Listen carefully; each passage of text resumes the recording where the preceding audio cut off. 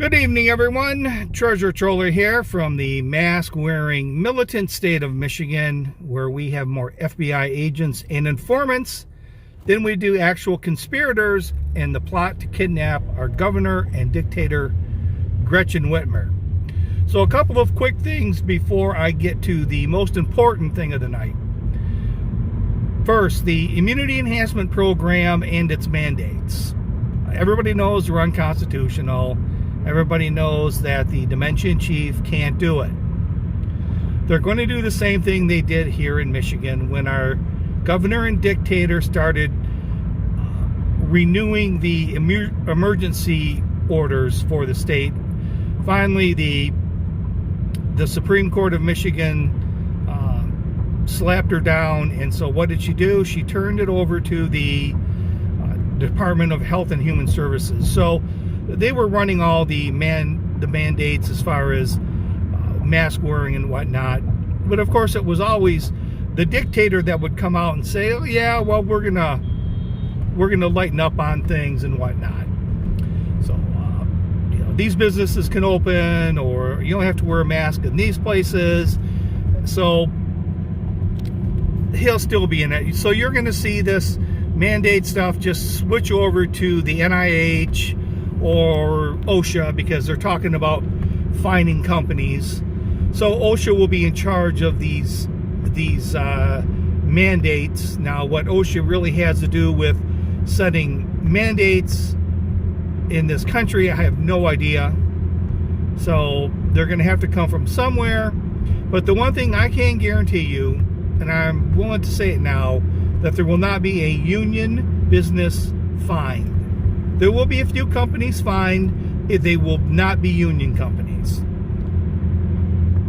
So you can forget about that nonsense. There won't be a single union company fined. The next thing is, of course, we're out of Afghanistan. You know, we were spent trillions of dollars over there, and so now, hey, we have trillions of dollars now in the coffers. So you think they're going to come back and spend it on the citizens? What? Education, infrastructure, build back better, Medicare for all those things. Forget it. Forget about that.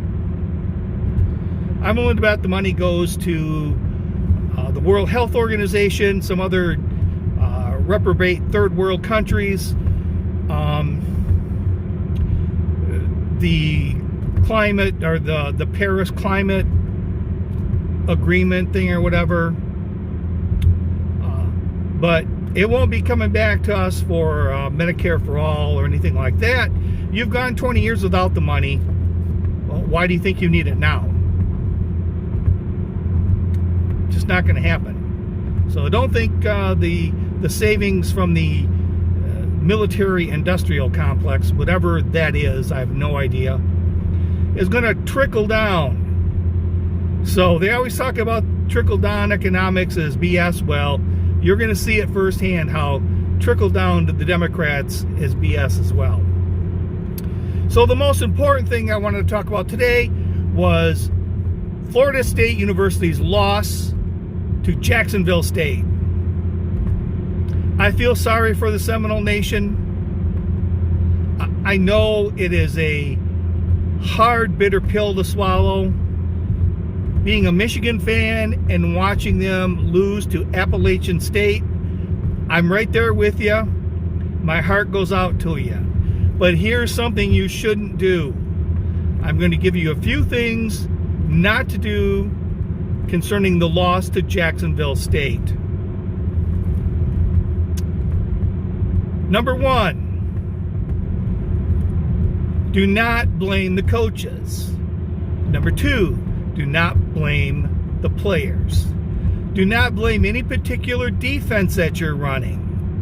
Do not blame any particular offense you're running. Do not think a new defensive scheme or a new defensive coach will change it, or a new offensive coordinator or a new head coach. Do not think you need to rethink your whole football program over a loss. This is just a bad beat. They happen in poker.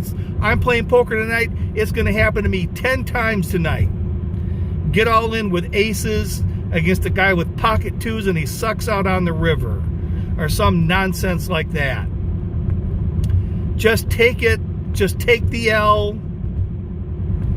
If you want to feel bad about how it's ruined the season, that's fine too. But in my opinion, Michigan has never recovered from that loss to Appalachian State.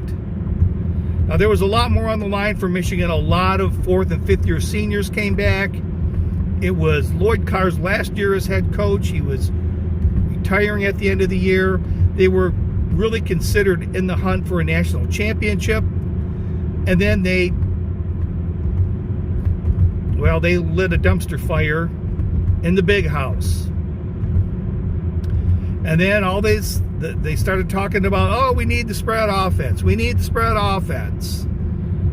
So when he was gone, they brought in Rich Rod. Well, Rich Rod didn't fit the mold of a Michigan man. And they didn't have enough patience for that offense. For a lot of reasons. I don't really care to get into it. But then, of course, they had to bring in Brady Hoke. And Brady Hoke was successful for a year with all of Rich Rod's players. And then, Brady couldn't quite make it. And now they're struggling a little bit with Harbaugh. As far as I'm concerned, Michigan should have went back to the double tight end, fullback, I formation, and just played smash mouth. But that's just me. But anyways, for the Ferris State fans, I know it's tough, and I feel for you. But just take it as a bad beat. You paid a team $750,000, maybe $1 million to come in and play in your stadium. You treated them well, you gave them their check, and then they beat your ass. Just take it as a little blip on the screen. Don't take it too serious, because I'm telling you, it'll ruin your program for years. So this is Treasure Troller saying aloha and good day.